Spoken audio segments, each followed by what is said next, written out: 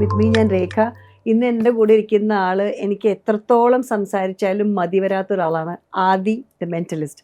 Adi, thank you so much എനിക്ക് ഈ സമയം തന്നതിലും ഇന്നലെ എന്നെ ഷോന് ഇൻവൈറ്റ് ചെയ്തതിനും. ഇൻസോംനിയ JT പാക്കിൽ വെച്ച് സത്യമായിട്ടും പറഞ്ഞാൽ ഇത് എനിക്ക് ഉറങ്ങാൻ പറ്റിയിട്ടില്ല ഇന്നലെ രാത്രി. താങ്കൾ തന്നെയായിരുന്നു കാരണം. ഒരു 1-1.5 മണി വരയ്ക്കും ഓരോ ഷോയിലെ ഓരോന്നും, അതായത് ചിലപ്പോൾ കരഞ്ഞിട്ടും ചിലപ്പോൾ ചിരിപ്പിച്ചിട്ടും ഒരുപാട് ചിരിപ്പിച്ചിട്ടൊക്കെ എന്നെ ഇത് മുന്നോട്ടേക്ക് കൊണ്ടുപോയപ്പോൾ എനിക്ക് തോന്നി നമ്മൾ തമ്മിൽ ഈ കോൺവെർസേഷൻ വളരെ അത്യാവശ്യമാണ് ആൾക്കാർക്കിടയിലേക്ക്. കാരണം നിങ്ങളൊരു സംഭവം തന്നെയാണ്. നിങ്ങൾ എന്നെ ഷോയിൽ പറയും ഞാൻ വളരെ ജീനിയസ് ആണല്ലോ എന്ന് പറയുന്ന രീതി തന്നെയാണ്. കേട്ടിട്ടുണ്ട്. അതെ. അപ്പോൾ അത് ഈ തുടക്കം തന്നെ ഞാൻ ചോദിക്കട്ടെ, എൻ്റെ വഴി ഇതാണ് എന്ന് കൃത്യമായിട്ട് എന്നായിരുന്നു മനസ്സിലേക്കൊരു ഇങ്ങനത്തെ ഒരു ഫീലിംഗ് ഓടി വന്നത്? രണ്ടുത്തരാണ്. ഒന്ന് സ്ഥിരം പറയുന്ന ഒരു ഉത്തരാണ് സ്റ്റാർട്ടിങ്. അപ്പോ ഇതാണ് വഴി എന്ന് അറിഞ്ഞിട്ടില്ല. എനിക്ക് ഷെർലക് ഹോംസിനെ പോലെ ആവണം, അതിന് അവരെ പോലെ ചിന്തിക്കാൻ പറ്റുന്ന ഒരാളാണ്. അന്ന് മെന്റലിസം എന്തെന്ന് അറിയില്ല, അങ്ങനെ സബ്ജക്റ്റിനെ പറ്റിയിട്ടൊരു ധാരണയില്ല. ആ അന്വേഷണം എത്തി നിന്നത് ഇതിലാണ്. രണ്ടാമത്തേന് കുറച്ചൊരു അൺഎക്സ്പെക്റ്റഡ് ആൻസറാണ്. ഞാനൊരു 2007 പെർഫോമൻസ് തുടങ്ങിയത്. 2010 എൻഡിൽ തിയേറ്റർ തുടങ്ങി. പിന്നീട് അങ്ങോട്ട് തിയേറ്ററിനോടുള്ള ഇഷ്ടം കൊണ്ടാണ് ഇത് ചെയ്യുന്നത്. ഒരു പ്രാവശ്യം നമ്മൾ ഈ ഷോ കണ്ട അതേ സ്ഥലത്ത് കോവിഡിന് മുമ്പാണത്, ഞാനൊരു വലിയൊരു ഷോ ചെയ്തു.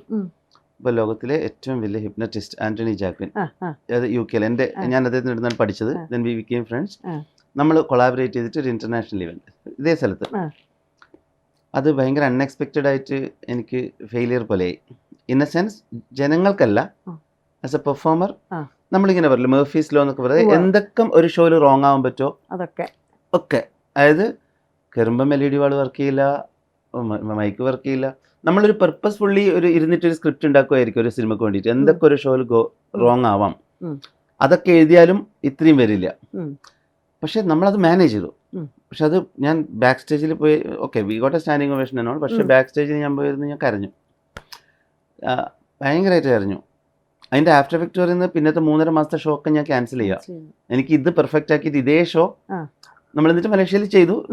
ഇത് സെയിം ഷോ, അതൊക്കെ ഗംഭീരമായി. പക്ഷെ നമ്മളിങ്ങനെ ആ സങ്കടത്തിൽ ഇങ്ങനെ നിൽക്കുമ്പോൾ ഞാൻ തീരുമാനിച്ചു ഇനി ഞാൻ ഷോ ചെയ്യില്ല, എനിക്ക് ഇങ്ങനെ വർക്ക് ചെയ്യണ്ട. അതിൻ്റെ ഇടയിൽ എവിടെയോ ഒരു ഫ്ലാഷിൽ എനിക്ക് തോന്നി, പക്ഷെ ഇത് മാനേജ് ചെയ്യാൻ പറ്റിയാൽ ഇതാണ് എൻ്റെ പ്രൊഫഷൻ, ഇത് എന്നെ ഇതിനു വേണ്ടി ഉണ്ടാക്കിയതാണെന്നുള്ളത്.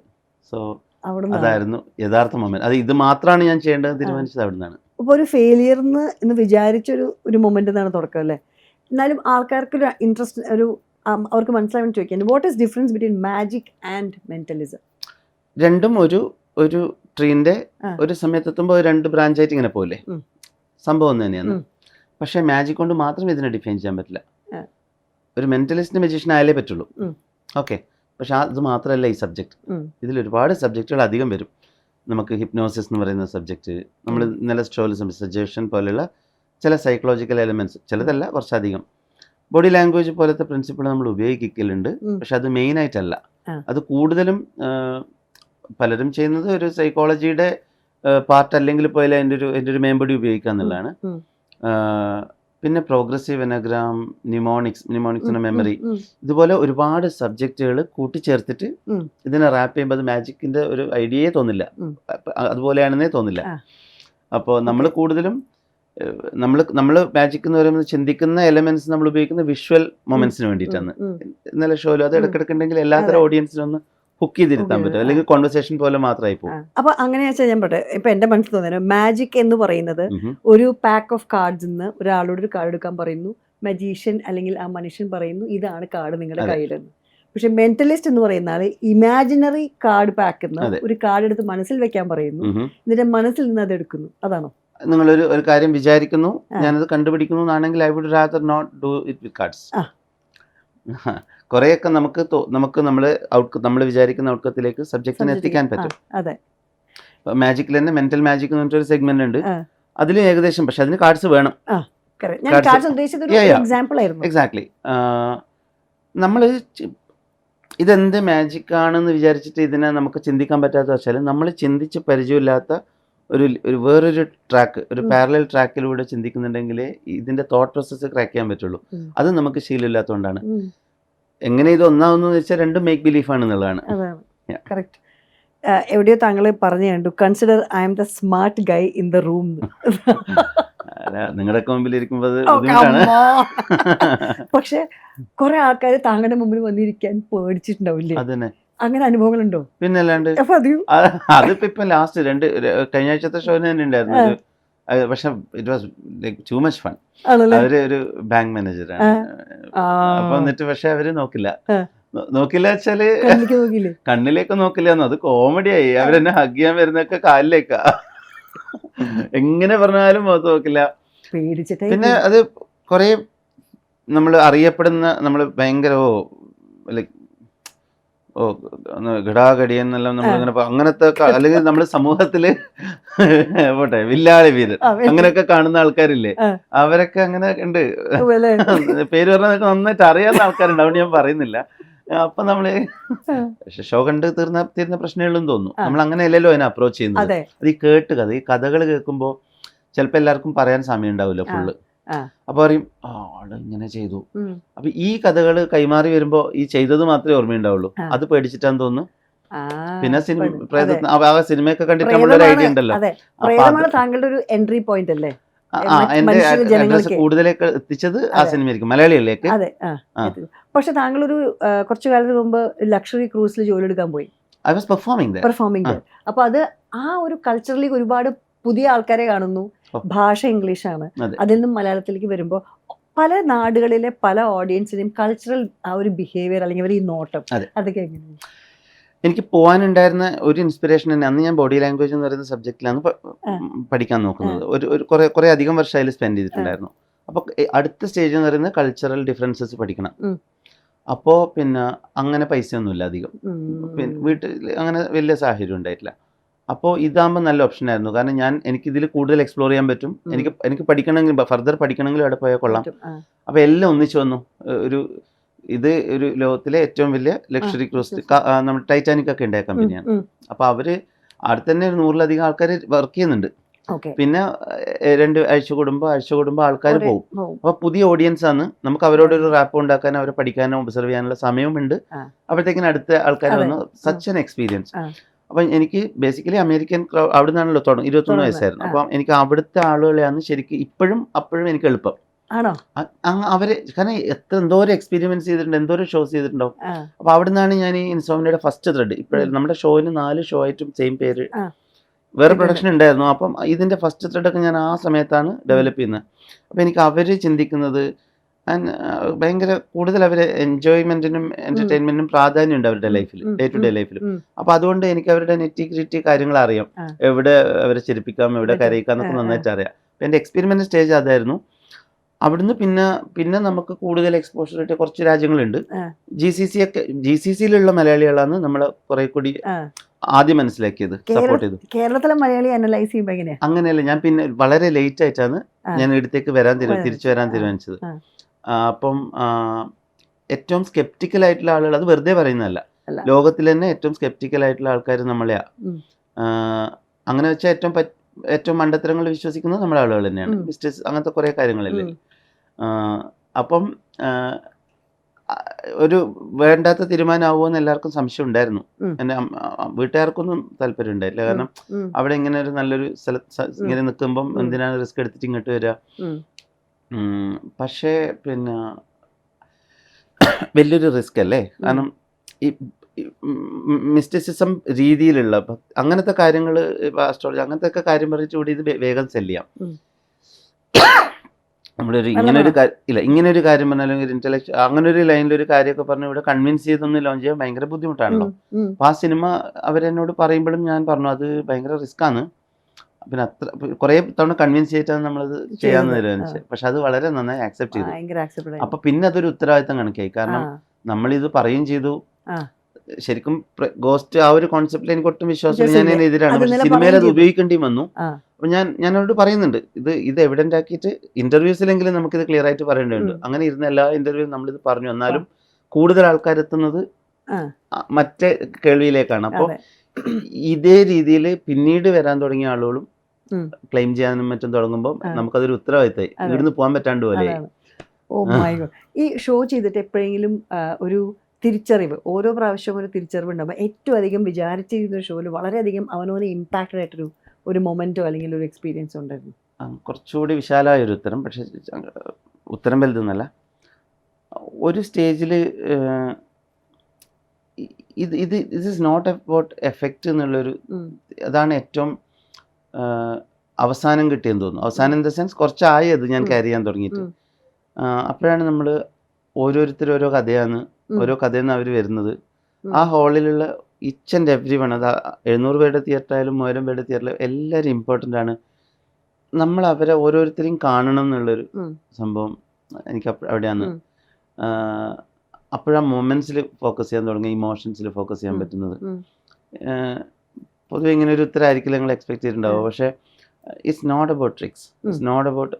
നമ്മൾ മായ അഞ്ചലിൻ്റെ ഒരു കോട്ട് അറിയായിരിക്കും, people will forget what you said, will forget what you, അല്ലെ, അവസാനം അവർ പറയും they will never forget how you made them feel എന്നാണ്. അപ്പോൾ ഇത് മനസ്സിലാവുമ്പോഴാണ് നമുക്കൊന്ന് ഒരു സോൾഫുൾ ആയത്. സോൾഫുൾ എന്നുള്ള ലിറ്ററൽ ടേമിൽ പറയാണ്. അങ്ങനെ അപ്പോഴാണ് ഈ ഷോ കുറെ കൂടി സോൾഫുൾ ആയത്. അപ്പോൾ തുടക്കം മുതലേ ഉള്ള പ്രാക്ടീസ് ആണെങ്കിലും അതിനുശേഷം ഇപ്പോൾ ഷോനെക്കാളും ഞാൻ ചിലപ്പോൾ എൻജോയ് ചെയ്യുന്ന ഷോ കഴിഞ്ഞിട്ടുള്ള ഗ്രീറ്റ് ആൻഡ് മീറ്റ് സെഷനാണ്. 2 മണിക്കൂർ ഷോന് നമ്മൾ 3.5 മണിക്കൂർ ഗ്രീറ്റ് ആൻഡ് മീറ്റ് സെഷന് നിന്നിട്ടുണ്ട്. അങ്ങനെ എനിക്ക് തോന്നുന്നു ഒരു പെർഫോമർ എന്നുള്ള രീതിയിൽ എനിക്ക് വേറെ ഒരു പോലെ കോൺഫിഡൻസും അത് വേണം ആ സ്റ്റേജിൽ, തിയേറ്ററിൽ. അത് വരാൻ തുടങ്ങി ഈ തിരിച്ചറിവിന് ശേഷം. തിരിച്ചറിവുള്ള വാക്ക് ഉപയോഗിച്ചുകൊണ്ടാട്ടോ ഞാൻ ഇങ്ങനെ പറയുന്നത്. പക്ഷെ താങ്കൾ ഇരുട്ടത്ത് വളയമെറിഞ്ഞ് ഒരാൾ വിളിക്കുന്നു, വരുന്നു, ഈ വരും, ഞാനിപ്പോ സ്റ്റേജിൽ കയറി താങ്കളോട് നിന്നോണ്ട് എനിക്കറിയാം ഒരു സാധനം കാണില്ല മുമ്പിലേക്ക്. അപ്പൊ ആ പേഴ്സൺ കയറി വന്നിട്ട് പിന്നെ ചോദിക്കുന്നത് വളരെ പെട്ടെന്നാണ് ഓരോ കാര്യങ്ങൾ. അപ്പൊ ഈ ഒബ്സർവേഷനിൽ ഇത് ഞാൻ ചോദിക്കുന്നത് അവിടെ എന്താ നടക്കുന്നതെന്ന് എനിക്ക് മനസ്സിലായി. നിങ്ങളെ ഒരു കണ്ണിൽ കൂടെ ഒരു നോട്ടം ഉണ്ട് അവരോട്. അപ്പോൾ വേർ ഇസ് ദി സ്റ്റാർസ്? ഈ ഫ്ലാഷ് ഓഫ് ലൈറ്റ് ആണോ, എന്താണ് മനസ്സിൽ കൂടെ പോവാറ്? ഓക്കെ, ഒരാള് അവരെ നമുക്ക് വിസിബിലിറ്റി കാണാൻ കിട്ടി, ഹാൻഡ് ഷേക്ക് ചെയ്യുന്നതിൻ്റെ ഇടയിൽ നമുക്കൊരു 20 മിനിറ്റ് സംസാരിക്കാനുള്ള കാര്യങ്ങൾ കിട്ടും. ഞാനൊരു ലെക്ചർ മുമ്പ് ഉണ്ടായിരുന്നു ഈ ബോഡി ലാംഗ്വേജിനെ പറ്റിയിട്ട്. ഐ തിങ്ക് എൻ്റെ വീഡിയോ നമ്മുടെ എവിടെ ചെയ്തിട്ടുണ്ട്. അതിൽ ഹാൻഡ് ഷേക്കിനെ പറ്റി മാത്രം ഒരു ഇറ്റ്സ് അബൌട്ട് 25 മിനിറ്റ് സംസാരിക്കാനുണ്ട്. താങ്കൾ പറഞ്ഞു ആ ഷേക്ക് ഹാൻഡ് ഇതിപ്പോൾ ആ സ്ത്രീയാണ് വീട്ടിലെ കാര്യങ്ങളൊക്കെ തീരുമാനിക്കുന്നത്. അതൊരു അങ്ങനെ കുറേ സബ്ജക്റ്റുകൾ വരും. അത് കുറെ കൂടി എളുപ്പമാണ്. അതിന് ഹാൻഡ് ഷേക്ക് വേണമെന്ന് നിർബന്ധമില്ല. അവർ നടക്കുമ്പോഴുള്ള റിതം ആരാണ്, അങ്ങനെ കുറച്ച് കാര്യങ്ങൾ അത് കിട്ടും. മറ്റത് ഒരാൾ ഇവരെ നാട്ടും പുറത്തുനിന്നാണോ, നമുക്ക് കുറെ കൂടി സമയം ഉണ്ടെങ്കിൽ ഇത് എക്സ്പ്ലെയിൻ ചെയ്താൽ അത് വേറെ തന്നെ ഒരു എപ്പിസോഡാണ്. അത് പഠിപ്പിച്ചു തരാനുള്ളതേ ഉള്ളൂ. അവരുടെ അതോറിറ്റീവ് നേച്ചർ എത്രത്തോളമാണ്, സബ്മിസീവ് ആണോ, അവർ കൺട്രോൾ എടുക്കുന്ന ആളാണോ, മാനിപ്പുലേറ്റീവ് ആണോ, ഇതൊക്കെ ഒരു ഹാൻഡ് ഷേക്കിൽ കിട്ടും. കുറേയൊക്കെ ജോലി പോലും പറയാൻ പറ്റും. അവരെന്ത് നേച്ചറുള്ള ജോലിയാണ് ചെയ്യുന്നത്, പിന്നെ ലേസിയാണ്, ഒരുപാട് ഒരു 20-25 മിനിറ്റ് നമുക്ക് എഴുതാനുള്ളത് ശരിക്കും ഒരു പ്രോപ്പർ ഹാൻഡ് ഷേക്കിൽ. നിങ്ങളെ പറ്റിയിട്ട് അറിയാത്ത ആര്, നിങ്ങളെ കൈയൊന്നും ഷെയ്ക്കൊന്നും ചെയ്യണ്ട, അല്ലാതെ തന്നെ നമുക്ക് പറയാനറിയാം. അപ്പൊ ഇതെല്ലാം ഞാൻ പഠിച്ചിട്ട് വന്ന പോലെ ഇരിക്കൂലേ. ഞാൻ വളരെ ക്ലോസ് ആയിട്ട് വാച്ച് ചെയ്യുന്നതാണ്. നമ്മളൊരിക്കൽ കണ്ടിട്ടുണ്ട്, ഓർമ്മയുണ്ടോ? അങ്ങനെയെല്ലാം വിളിച്ചോ ഇപ്പൊ. രാഹുലിന്റെ കല്യാണത്തിന്, രാഹുലിന്റെ ഡബീന്റെ കല്യാണത്തിന് എന്റെ കസിനാണ് പരിചയപ്പെടുത്തുന്നത്. ആരാണ് കസിൻ? രമ്യ നമ്പീഷിന്റെ ഫാമിലി. രമ്യാണോ എന്റെ കസിൻ? അല്ല, നിങ്ങളുടെ കസിൻ ആരാ? ശില്പ പരിചയപ്പെട്ടിട്ടുണ്ടായിരുന്നു. ഞാനന്ന് വീഴാൻ പോയി. എവിടെ പോയാലും വീഴും. അതാണോ നിങ്ങൾ എന്നെ കുറിച്ച് അറിഞ്ഞിട്ടില്ലെങ്കിൽ ഒരു കാര്യം അതാ. അന്ന് 12 വീഡിയോ ആയിരിക്കും ഇതേ കിടക്കണു. സാധാരണ യങ്ങായിട്ട് പെൺകുട്ടികളൊക്കെ എന്നോട് അങ്ങനെ പറയാറുണ്ട്, എന്നെ കാണുമ്പോ വീഴാൻ പോയെന്ന്. എന്നെ പ്രായം അറിയിച്ചത് ചേച്ചി അതല്ല, ഞാൻ എന്നിട്ട് അയ്യോ ഇനി അവന്റെ ചീത്തയും കൊള്ളണല്ലോ. അവൻ ഇസ് ജിസ്. ഓക്കെ, അല്ല ആരും വിചാരിക്കില്ലേ. അതിലേക്ക് വരാം. അപ്പൊ ഞാൻ പിന്നെ ഒരു 2 മാസം മുമ്പേ ഞാൻ സുജി ചേച്ചിയോട് പറഞ്ഞു, ചേച്ചി പിന്നെ ആ ചേച്ചിന്റെ നിങ്ങളെ പ്രായം അറിയിച്ചെന്ന് പറയാ. ഇല്ലല്ലോ. ഞാൻ ആ ചേച്ചിന്റെ സംസാരം നല്ല രസമുണ്ട്, എനിക്ക് അവരുടെ കൂടെ ഇന്റർവ്യൂ ചെയ്യണമെന്നുണ്ട് പറഞ്ഞു. അല്ല, അവരുടെ ഇന്റർവ്യൂല് എനിക്ക് പോണം പറഞ്ഞു. ചേച്ചി അതിനെന്താ, ഞാൻ രേഖയോട് പറയാലോ. എന്നിട്ട് ഞാൻ അന്ന് വന്നിട്ട് ഇതേ സ്ഥലത്ത് നിന്ന് ഈ വീട്ടിൽ നിന്ന് ഞാൻ അന്ന് നേരെ ഇങ്ങോട്ടാ വരുന്നത്. അപ്പൊ ഇവനുണ്ട് എന്ത്, ഞാൻ പറഞ്ഞു പിന്നെ അളിയ ഞാൻ ചേച്ചിയോട് പറഞ്ഞു എനിക്ക് രേഖ ചേച്ചിയുടെ അടുത്ത് ഇന്റർവ്യൂ. ആര്? ഞാൻ പറഞ്ഞു രേഖ ചേച്ചിയില്ലേ, രേഖമേനൻ. അപ്പം മറ്റേ അവൻ തിലകന്റെ എക്സ്പ്രഷൻ ഇട്ട് എന്റെ സ്വന്തം ചേച്ചി. അതെ, അതാണ് കളി. അല്ല, അപ്പൊ എനിക്ക് നിങ്ങളെ പറ്റി അറിയില്ല. അല്ല, അത് പറയില്ല. തുടങ്ങുമ്പോ ആളുകൾ ശ്രദ്ധിച്ച് തുടങ്ങുന്ന ഒരു സമയത്തായിരിക്കും, അപ്പോഴേ നിങ്ങളുടെ എല്ലാവർക്കും ഞാൻ താങ്ക് യു. ഒബ്സർവേഷനിലേക്ക് തിരിച്ചു വരുമ്പോ ചിലപ്പോ രണ്ടാമതൊരാൾ ഷോയിൽ വരുമ്പോ താങ്കൾക്ക് അൺകംഫർട്ടബിൾ ആണോ? എനിക്ക് പിന്നെ ഭയങ്കര ഇഷ്ടല്ല ആ കാര്യം. അപ്പൊ റീസെയിൽ ടിക്കറ്റിംഗ് ഇല്ല? അല്ല, അങ്ങനെയല്ല. ഞാൻ പറയട്ടെ, ഞാൻ എക്സാജറേറ്റ് ചെയ്യാതെ എനിക്ക് ഇപ്പം നമുക്കൊരു 30 പേരുടെ പേര് എനിക്ക് പറഞ്ഞുതരാൻ പറ്റും. 15 തവണ മുകളിൽ ഷോ കണ്ട ആൾക്കാരുടെ. ആണല്ലേ? കഴിഞ്ഞ 10 ഷോന്റെ ടൂറിൽ 7 തവണ ഷോ കണ്ട 3 പേരെങ്കിലും എനിക്കറിയാം. ഇത് ഇവരെ അറിയാന്ന് പറയുന്നത് ഇവര് വന്ന് പിന്നെയും കണ്ട് പിന്നെ ഫാമിലി അങ്ങനെ ആവുന്നതാണ്. അപ്പോൾ അങ്ങനെ ആളുകൾ ചെയ്യുന്നുണ്ട്. ജിസിനൊക്കെ ഭയങ്കര സന്തോഷമുള്ള കാര്യമാണ്, ടിക്കറ്റ് സെല്ലിംഗ് നടക്കുമല്ലോ. പക്ഷെ എനിക്കത് ഭയങ്കര ചമ്മലുള്ള കാര്യമാണ്. എന്താ കാര്യം എന്നറിയില്ല. അത് ഓക്കെ, നമ്മൾ ഷോ പോളിഷ് ഓരോ തവണയും ചിലപ്പോൾ പുതിയ പോലെ ഇരിക്കും. അത് കോൺവെർസേഷൻ മാറുമ്പോൾ, ആളുകൾ മാറുമ്പോൾ അത് മാറുമല്ലോ. പിന്നെ അങ്ങനെ ഒരു നിയതമായ ഘടന അല്ലെ, പ്രോപ്പർ സ്ക്രിപ്റ്റ് ഇല്ല. ഔട്ട്ലൈൻ സ്ക്രിപ്റ്റ് ഉണ്ട്, തുടങ്ങുമ്പോൾ ഒട്ടും ഉണ്ടായില്ല. ഇതിന് വന്ന് അപ്പം ആൾക്കാർക്ക് ചിലപ്പോൾ പിന്നെ പലരും ഒരാളിപ്പം വന്ന് അവരുടെ കൂടെ ഒരു 5 ആളുണ്ടാവും. അടുത്ത പ്രാവശ്യം ഇത് ഇങ്ങനെ കോമ്പൗണ്ടിങ് ആയിട്ട് പോകുന്നുണ്ടെന്ന് തോന്നുന്നു. അപ്പൊ അവര് പിന്നെ വരുന്ന വേറെ ആൾക്കാർ. അപ്പൊ ഞാൻ സുജി ചേച്ചിയോട് ചോദിച്ചു. സുജി ചേച്ചിയാണ് എനിക്ക് തോന്നുന്നു എന്റെ ഷോ ഏറ്റവും കൂടുതൽ കണ്ടിട്ടുള്ളത്. കാരണം ചേച്ചിക്ക് ഒരുപാട് അതെ. അപ്പൊ ഞാൻ ചേച്ചിയോട് ചോദിക്കും, ചേച്ചിക്ക് ഇത് മടുക്കുന്നില്ലേ, ഇത് എന്താണ്? അവ പറയാം, ഇല്ലടാ, നീ ഒന്ന് പിന്നെ ഈ ചേഞ്ച് ഇട്ട് ലൈക്ക് നീ ആ പ്ലോട്ട് എപ്പോഴും മാറ്റിക്കൊണ്ട് ഇങ്ങനെ പ്രസന്റേഷൻ മാറ്റും. 2 ചേച്ചി പറഞ്ഞത്, ഒരു സ്റ്റേജ് കഴിഞ്ഞാൽ ഇറ്റ്സ് ഓൾ അബൌട്ട് ദം. അവരെങ്ങനെ റിയാക്ട് ചെയ്യുന്നു, ഇത് നമുക്കറിയാലോ, ഇതിൽ അവരെന്ത് ഇപ്പൊ കിട്ടും, അല്ലെങ്കിൽ അവരെങ്ങനെ ഇതിനെ റിയാക്ട് ചെയ്യുന്നു, അതിനെ നീ എങ്ങനെ മാനേജ് ചെയ്യുന്നു എന്നുള്ളതായിരിക്കും. അതാണ്. അപ്പൊ അതൊരു സാറ്റിസ്ഫൈങ് ആയിട്ടുള്ള ആൻസർ ആയിട്ട് എനിക്ക് തോന്നി. ചില എപ്പിസോഡിൽ താങ്കൾ ചിലപ്പോ ഒരു കരച്ചിലായിരിക്കും തുടക്കം. ഇപ്പൊ ഇന്നലെ ഒരു പേര് പറഞ്ഞോണ്ട് ആ പയ്യൻ കരച്ചിലായി.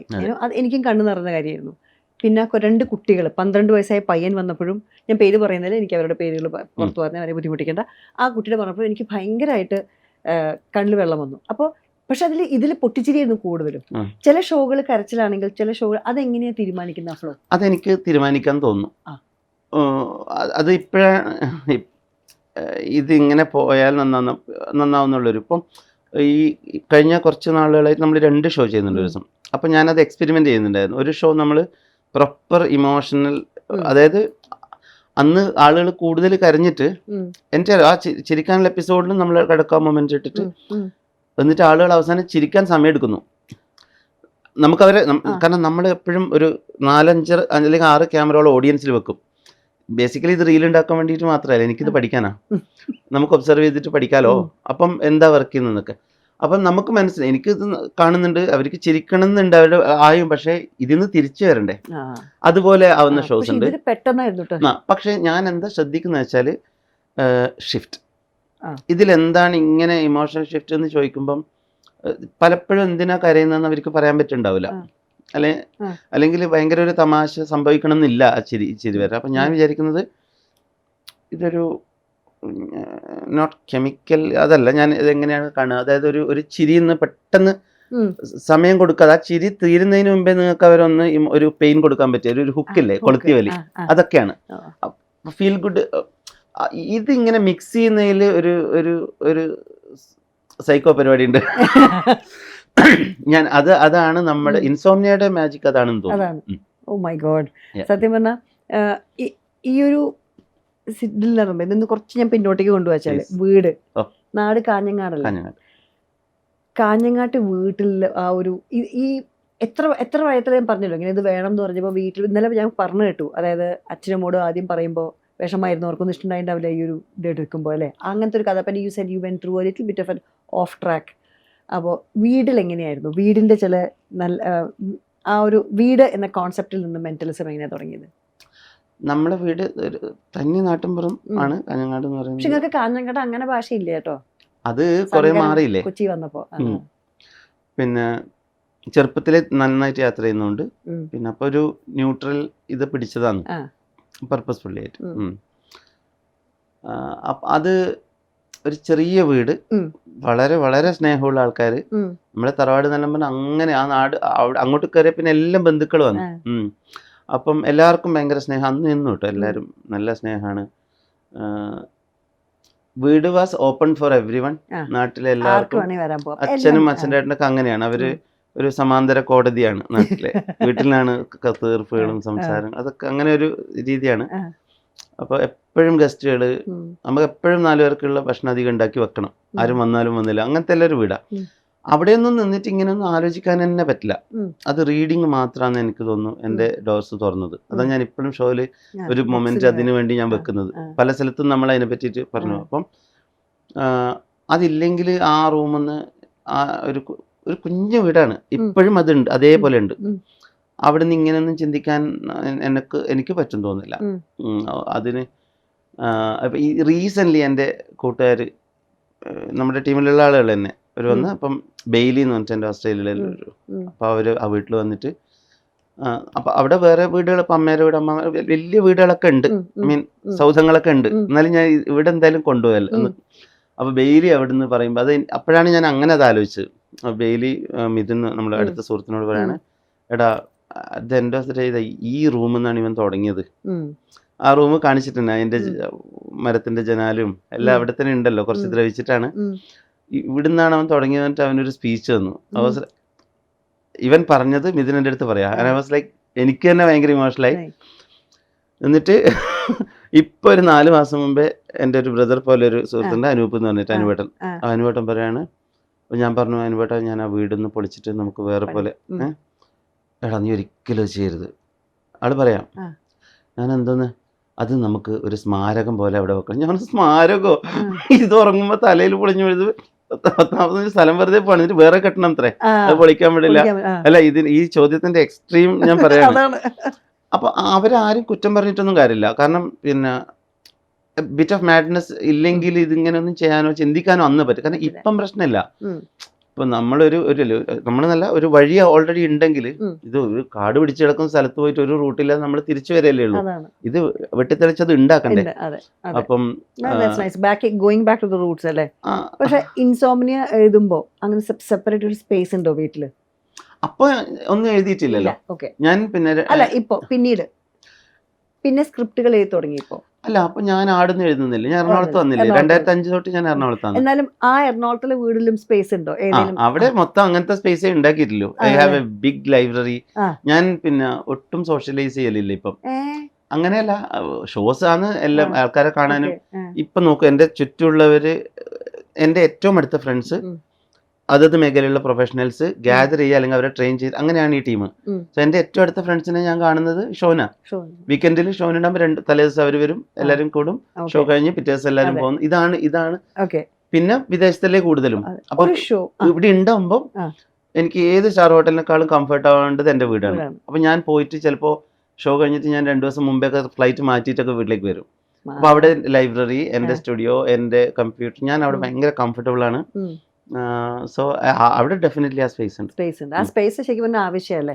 ഒരു ഷോ തുടങ്ങുമ്പോൾ ഒരു എന്തായിരിക്കും ഒരു പ്രിപ്പറേഷൻ? അതായത് സ്ക്രിപ്റ്റ് അല്ല, നിങ്ങൾ ഒരുപാട് ഷോ 3:30 ചെയ്ത ഷോ, പിന്നെ 5:30 ഷോ, പിന്നെ 8:30 ഷോ ഒക്കെ ചെയ്യുന്ന ആളാണ്.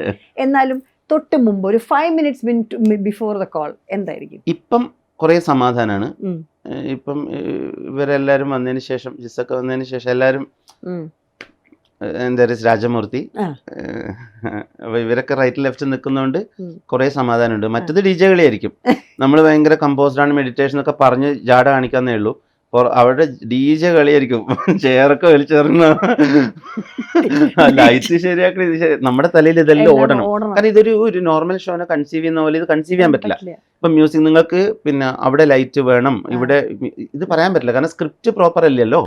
ഒരു തിയേറ്ററിന്റെ ഫസ്റ്റ് റൂൾ എന്ന് പറയുന്നത് ഹാവ് എ പ്രോപ്പർ സ്ക്രിപ്റ്റ്. അപ്പൊ സ്വിച്ച് ഇട്ട പാവേനെ പോലെയാവും. ഇപ്പൊ നിങ്ങൾ വലിയ professional shows, magic show, Mendel's കണ്ടാലും ഇത് അടുത്ത മൊമെന്റിൽ ഇതിങ്ങനെ സംഭവിക്കുള്ളൂ. അങ്ങനെ കൺസോൾ എന്നവർക്ക് ഇത് ലൈറ്റ് ഹാൻഡിൽ ചെയ്ത്, ഇത് അങ്ങനെയല്ല. ഞാൻ പെട്ടെന്ന് ഇംപ്രവൈസ് ചെയ്താൽ ഇവർക്ക് അതിനനുസരിച്ചിട്ട്. അതുപോലെ എനിക്ക് തോന്നി, ഇന്നലെ താങ്കൾ പറഞ്ഞു പലതരം മഞ്ഞ് പല കളറുകളിലുണ്ട്, മഞ്ഞ, പിങ്ക്, ബ്ലൂ എന്നൊക്കെ പറയുമ്പോൾ അത് സ്റ്റേജിൽ വന്നു. അപ്പൊ ഞാൻ ചോദിച്ചു, എന്റെ ദൈവമേ, ഇത് പ്രാക്ടീസ്ഡ് ആണോ, ഇത് ഇപ്പൊ പറഞ്ഞതാണോ? ബിക്കോസ് താങ്കളെ വായിന്ന് വരുന്ന കളറുകൾ വളരെ ഡിഫറെന്റ് കളറുകളുടെ പേരായിരുന്നു. പക്ഷെ അത് അപ്പൊ തന്നെ See? അതാ ഞാൻ പറഞ്ഞ Magic. മാജിക്. അതൊക്കെ അപ്പം പിന്നെ ഇപ്പം കുറെ കൂടി 5 മിനിറ്റ്സ് പോരാ, ഒരു 20 മിനിറ്റ്സ് എങ്കിലും അല്ലെങ്കിൽ ഒരു അരമണിക്കൂറെങ്കിലും ഞാനപ്പം പാട്ടൊക്കെ പാടിക്കൊണ്ടിരിക്കലാന്ന് മനസ്സിൽ.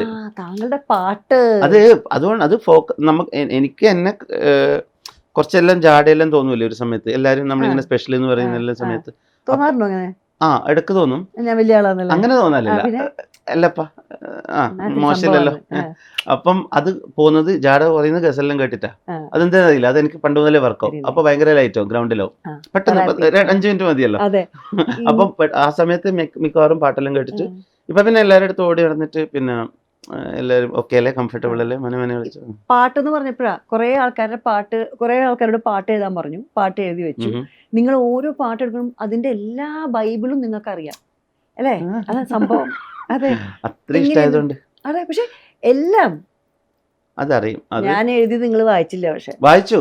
അതെന്താന്നറിയോ, ആ സമയത്ത് പിന്നെ ഒന്നാമത് ഈ പറഞ്ഞ പോലെ മൊത്തം മഞ്ഞ് അല്ല പോകായിട്ട് എനിക്ക് എല്ലാം പെട്ടെന്ന് വിസിബിലിറ്റി ഇല്ല. അപ്പോ ഭാസ്കരൻ മാഷ്ടെ മരുമോൾ എന്ന് പറയുന്നതിനേക്കാൾ നല്ല ജോബ് മാഷ്ടെ പറയുന്നതായിരുന്നു അപ്പം എളുപ്പം. കാരണം ജോബ് മാഷ്ടെ മോൻ എൻ്റെ അടുത്ത സുഹൃത്താണ്. അപ്പോ പിന്നെ അത് പറഞ്ഞാല് അല്ലേ നമുക്കത് ആ സമയത്ത് പിന്നെ ഇതെന്തറിയോ, കൈയാക്ഷൻ നിങ്ങൾ പറഞ്ഞില്ലേ ഡോക്ടറിന്റെ പ്രിസ്ക്രിപ്ഷൻ, അതായത് ഞാൻ വളരെ മോശം കൈയാക്ഷൻ അല്ല അത് അതെ, പ്രായം മാത്രമല്ല കൈയക്ഷ മോശം മനസ്സിലായി. അപ്പൊ ഞാൻ ഇതിനോടുള്ള ഇഷ്ടം കൊണ്ട്, ലിറ്ററേച്ചറിനോടുള്ള ഒരു ഇഷ്ടം കൊണ്ട് ഞാൻ മലയാളം ബി എക്ക് ഞാൻ മലയാളം പഠിച്ചു. അപ്പൊ ചെറുപ്പം മുതലേ പാട്ട് ഞാൻ ഒരുപാട് കേൾക്കും നല്ല. അപ്പം അതിനെ പറ്റി ഒരു ധാരണയുണ്ടെന്ന് തോന്നുന്നു. ഇന്ന് രാവിലെ ഏതെങ്കിലും പാട്ട് മൂളിയോ? പിന്നെ ഇല്ലേ നിങ്ങളുടെ മുമ്പൊന്നും മൊളീന് ആ പാട്ട് ഒരു 2 വരി പാട്ട്. ആ ഷോ എല്ലാം കഴിഞ്ഞിട്ട് ശബ്ദം നോക്കിയേ, ഞാനിപ്പോ ഭയങ്കര ഭാഷയിലല്ലേ സംസാരിക്കുന്നത്, കോമഡി ആയിരിക്കും. അങ്ങനെയല്ല, നിങ്ങൾ അടുത്ത ഷോയില് നമുക്കൊരു ഗാനം, അല്ല അടുത്ത ഇന്റർവ്യൂ നമ്മൾ വരൂല്ലേ അടുത്തന്നെ, അപ്പൊ നമുക്കൊരു ഗാനമേള തന്നെ വെക്കാം. പാടില്ല, കോമഡി ആയിരിക്കും. അല്ല ഞാൻ ഉദ്ദേശിച്ചത് കുട്ടിക്ക് തമാശ മനസ്സിലായില്ല. ഗാനമേള അപ്പൊ പാടില്ല അർത്ഥം. ഇത് ഓഫാക്കിട്ടാകുമ്പോ പാടാം. ശരി, ഓക്കെ. ഓഫാക്കിട്ട് പാടി എനിക്കൊരു കാര്യമില്ല. അത് കോണ്ടന്റാണല്ലോ. അപ്പോ പാടില്ലെങ്കിൽ സാരില്ല. ശരിക്കും ഉറങ്ങിയിട്ടൊന്നുമില്ലല്ലോ ഷോ കഴിഞ്ഞിട്ട്? അതെ, ആരും ഉറങ്ങിയിട്ടില്ലോ, നിങ്ങൾ മാത്രല്ല. അപ്പൊ അതുകൊണ്ടാണ് ഞാൻ ഉറങ്ങാത്തത്. അല്ലെങ്കിൽ മര്യാദയല്ലോ, മറ്റുള്ളവർ ഉറക്കം കഴിഞ്ഞിട്ട് നമ്മൾ മാത്രം ഒരു സുഖമായിട്ട് ഉറങ്ങിയ ആൾക്കാർ അല്ലേ, വീട്ടിൽ നിന്ന് അവര് പറയില്ലേ നോക്ക് കിടന്നുറങ്ങുന്ന പറയില്ല. അതുകൊണ്ട് അന്ന് രാത്രി ഞാൻ ഉറങ്ങില്ല. ചില ആൾക്കാർ കേറി വരില്ലേ, കണ്ടറിയാം ബോഡി ലാംഗ്വേജില്, നീ എന്നെ ഒന്നും ചെയ്യാൻ പോകുന്നില്ല, ഒരു കുന്തം ചെയ്യില്ല, ഇതൊക്കെ വെറും ഷോ ആണ് എന്ന് പറഞ്ഞ ആറ്റിറ്റ്യൂഡിൽ വന്ന ആൾക്കാരെ എങ്ങനെയാണ് ഇങ്ങനെ ഒതുക്കി പുലിമാരി ഒന്നാളെ എലിമാരി പറഞ്ഞേക്കുന്നത്? എല്ലാവരും ഭയങ്കര ഇങ്ങനെ സൂപ്പർ അങ്ങനത്തെ സ്പെഷ്യൽ പ്രീമിയർ ഒക്കെ ഉണ്ട്. ഈ സൂപ്പർ പറയാൻ പാടുണ്ടോ ഫാൻസ് അല്ലെ, ഫോളോവേഴ്സ്? അപ്പൊ അങ്ങനെ വരുമ്പോ നമുക്ക് അശോക് വെച്ചാല് സ്റ്റേജിൽ വരിക, കെട്ടിപ്പിടിക്കുക, കരയുക, കാലിൽ വീഴുക, ഇത് അല്ല അങ്ങനത്തെ ആളുകൾ ഉണ്ടാവുമ്പോ അത് രസമുണ്ട്, അത് കുഴപ്പമില്ല. പക്ഷെ 1-2 ആയിക്കോളൂ. ഇങ്ങനത്തെ ആളുകൾ വരുമ്പോഴാണ് കൂടുതൽ ഫണ്ണാക്കാൻ പറ്റില്ല. ബേസിക്കലി നമ്മൾ ഇതൊരു മൊമെന്റ് ഇപ്പൊ കിട്ടും അല്ലെങ്കിൽ ഇപ്പൊ ഉണ്ടോ, ഇതിലൊരു മൊമെന്റ് ഉണ്ടോ എന്നൊക്കെ ആലോചിക്കുന്നത്. ഇപ്പൊ വളരെ പോളിഷ്ഡായി ബിഹേവ് ചെയ്യുന്ന ഒരു എറ്റിക്കറ്റ് മാസ്റ്റർ അവിടെ വന്ന് മോട്ടിവേഷൻ ട്രെയിനറൊക്കെ വന്ന് യെസ് വളരെ നന്നായിരിക്കുന്നു, ഇതിലൊന്നും ഒരു മൊമെന്റ് ജനങ്ങൾക്ക് കിട്ടില്ല. ഇത് എന്റർടൈൻമെന്റ് ആവണ്ടേ. അപ്പൊ ഇങ്ങനെ വരുന്ന ആളുകളില്ലേ, എന്നാ പിന്നെ നോക്കാലോ, there is one in every crowd. അപ്പൊ നമുക്ക് ഇവരെ കാണുമ്പോൾ ദൂരത്തിനെ മനസ്സിലാവും ഇത് ഇന്നാണ് പരിപാടി. ബാക്കി അവരവരുടെ ബോഡി ലാംഗ്വേജിൽ പറയും. അപ്പൊ എന്റെ ഉള്ളിൽ അപ്പം ചണ്ടമേളായിരിക്കും. ഇന്നത്തെ പക്ഷെ നമ്മൾ ചിലപ്പോ അത് അവരുടെ അടുത്ത് മേടിച്ചു കൂട്ടുന്ന പോലെയൊക്കെ അങ്ങനെയൊക്കെ നിന്ന്, അതാണല്ലോ എന്റെ ഒരു പ്ലേ. അതെ, കുറെ ആൾക്കാർ പാട്ടുകൾ എഴുതൂലോ, ആ പാട്ട് എഴുതുന്ന വെച്ചിട്ട് എന്തെങ്കിലും ഒരു മൊമെന്റ് ഉണ്ടായിരുന്നു, ഒരു ഫണ്ണിയർ മൊമെന്റ് ഉണ്ടായിരുന്നു? എവറി ഷോ ഇത് ഒരു ലോങ് എപ്പിസോഡ് അല്ലേ, അത് പാട്ട് അതിന്റെ ബേസിക് എന്താണെന്ന് വെച്ചാൽ അത് പറഞ്ഞിട്ട് തുടങ്ങാം. ഇതിന്റെ ബേസിക് പറയുന്നത് അഗെയിൻ ഇമോഷനാണ്, നൊസ്റ്റാൾജിയ. അത് ടച്ച് ചെയ്യാൻ ഭയങ്കര ബുദ്ധിമുട്ടായിരിക്കും നമുക്ക് ഇങ്ങനത്തെ ഒരു ഷോയില്. അപ്പോൾ നമ്മൾ every song has 1000 untold stories to tell എന്നാണ്. അപ്പോൾ അവിടെ ഇരിക്കുന്ന ഓരോരുത്തരും ആ പാട്ടുമായിട്ട് അവരുടെ ഓർമ്മകളായിട്ട് റിലേറ്റ്. അതുകൊണ്ട് ഫേവറേറ്റ് പാട്ടെന്നും കൂടെ പറയുന്നുണ്ട്. അപ്പോൾ എനിക്കിപ്പം ഇന്ത്യയിലെ ഒരുവിധം ഞാൻ ബംഗാളി പാട്ടടക്കം നല്ലോണം കേൾക്കുന്നതാണ്. നല്ല പാട്ടുകളുണ്ട് അവിടെ ശരിക്കും. അപ്പം പക്ഷെ ഇവർക്ക് ഇത് രണ്ടാൾക്കും ഇത് മനസ്സിലാവണം. അപ്പൊ അതുകൊണ്ടാണ് മലയാളം തന്നെ എടുത്ത് പറയുന്നത്. നമുക്ക് അമേരിക്കയിൽ ഷോ ചെയ്യുമ്പോൾ പറ്റില്ലല്ലോ, എനിക്ക് അവരുടെ പാട്ടുകൾ നന്നായിട്ട് അറിയില്ല. അതുകൊണ്ട് ആ എപ്പിസോഡ് അങ്ങനെ ചെയ്യാൻ പറ്റില്ല. സോ ഇപ്പോഴത്തെ കുട്ടികളുണ്ടല്ലോ, സിഎൽ ഏടെ ഇപ്പത്തി ജെൻസി അത് കഴിഞ്ഞില്ലേ, അപ്പൊ വേറെ ജെൻ എന്തോ ആയി. ആൽഫ. ആ അതന്നെ. അപ്പൊ അവരെല്ലാം എഴുതുന്ന പാട്ട് അവർക്ക് അറിയില്ലല്ലോ. അപ്പൊ ഭാസ്കര മാഷും പിന്നെ അതെ, ഒന്നും അവർക്കത് അറിയില്ലല്ലോ. പോവാ വേണ്ട. ആ അപ്പൊ പിന്നെ അത് കാര്യമില്ല, അവർക്കത് മനസ്സിലാവാനും പറ്റും തോന്നില്ല ഇനി. അത് കാരണം ദേ ഡോണ്ട് ക്യാരി ദാറ്റ്. അതെ, ഓക്കെ. അങ്ങനത്തെ അറിയില്ലല്ലോ. അപ്പം കഴിഞ്ഞ ആഴ്ച JTFAക്കിലെ ഷോയിലുണ്ടായ ഒരു കാര്യം പറയാം. ഇത് മോർ ലൈക്ക് തമാശയാണ്. മേ ബി ഒരു സ്റ്റേജ് ആ മൊമെന്റ് എങ്ങനെ നമ്മൾ ഇംപ്രവൈസ് ചെയ്യുന്നൊക്കെ വേണമെങ്കിൽ. അപ്പം സൗബിൻ സ്റ്റേജിൽ, സൗബിനും വൈഫും. അപ്പോൾ ചേച്ചി സൗബിന് ഭയങ്കര ഷൈ ആയിട്ടുള്ള ആളാണ്. അപ്പോൾ പക്ഷേ പിന്നെ ചേച്ചി വൈഫിന് വരണം, എന്നിട്ട് അവർ പിടിച്ചു വലിച്ച് കൊണ്ടുവന്ന് സൗബിൻ പാവം ഇരിക്കുകയാണ് ആ എഫക്റ്റിന്. അപ്പോൾ അവിടെ നിന്നാണ് ഞാനിങ്ങനെ പാട്ടെടുത്ത് പാട്ടെടുത്തിട്ടാകുമ്പം അന്ന് 2 ഷോ ഉണ്ടായിരുന്നു. കാലത്തൊരു ഷോ. അപ്പോൾ ഒരു കുട്ടി, അപ്പം ഞാനിങ്ങനെ പറഞ്ഞു ഗംഭീര പാട്ടിൻ്റെ സെലക്ഷൻ, അതായത് അസാധ്യ സെലക്ഷൻ. അപ്പം ഞാനിങ്ങനെ പറഞ്ഞു അയ്യോ എന്ത് നല്ല ഓഡിയൻസാണ് ഇത്, ഇത്രയും നല്ല സെലക്ഷൻസ് നമുക്ക് പിന്നെ വേറെ കിട്ടി. ഇന്ന് രാവിലെ ഒരു ഷോ ഉണ്ടായിനി, ഇതിൽ മോണിക്കൊക്കെ ഞാനില്ലേ അറിയാതെ പറഞ്ഞു. സത്യമാണ്, അത് മോണിക്ക ഫേവറേറ്റ് പാട്ട് എന്ന് പറയുമ്പോൾ അത് നമ്മൾ വിചാരിക്കുന്നില്ലല്ലോ. അതിൽ പിന്നെ നമുക്കൊരു പിന്നെ അതിൽ അല്ല, അങ്ങനെയല്ല, ആ പറഞ്ഞ നൊസ്റ്റാൾജി അതിലില്ല. അപ്പം ഞാൻ അത് പറഞ്ഞിട്ടാകുമ്പോൾ ഞാൻ ഒരു സെക്കൻഡ് പെട്ടെന്ന് അവിടെ എന്നിട്ട് ഞാൻ ഇങ്ങനെ നോക്കി സൗബിനോ ഞാനിതൊന്നും കേട്ടിട്ടില്ലല്ലോ ഇവിടെ, അങ്ങനെ ഇരിക്കുകയാണ് പാവം. അപ്പം ഐ മീൻ അത് കുഴപ്പമില്ല. പക്ഷേ അറ്റ്ലീസ്റ്റ് പിന്നെ ജിസ്സും രാജീവ് ഇവരൊക്കെ ഫീൽ ഗുഡിൻ്റെ ആൾക്കാരാണ്. അപ്പോൾ അവരെന്നോട് പറയും അത് വേണമായിരുന്നോ. അപ്പോൾ പെട്ടെന്ന് എനിക്ക് ഇങ്ങനെ തോന്നി ഇതിനിപ്പോൾ ഇങ്ങനെ നിർത്തണ്ട. അപ്പോൾ ഞാൻ പറഞ്ഞു, ആദ്യം വന്ന അബദ്ധം കേട്ടോ, ഞാൻ പറഞ്ഞു അല്ല അതിനിപ്പോൾ എന്താ മോണിക്ക് സാഹിത്യമൊക്കെ നല്ലതാണ്. അപ്പം ഇത് പറയുമ്പോൾ എൻ്റെ ഇന്നർ മോണലോഗ് എന്നോട് സാഹിത്യം എനിക്ക് വേറെ ഒന്നും പറയാൻ കിട്ടിയില്ലേ. അറ്റ്ലീസ്റ്റ് വിഷ്വലൈസേഷൻ ഗംഭീരമായിരുന്നൊക്കെ പറഞ്ഞാൽ മതി, മോണിക്കയുടെ സാഹിത്യം.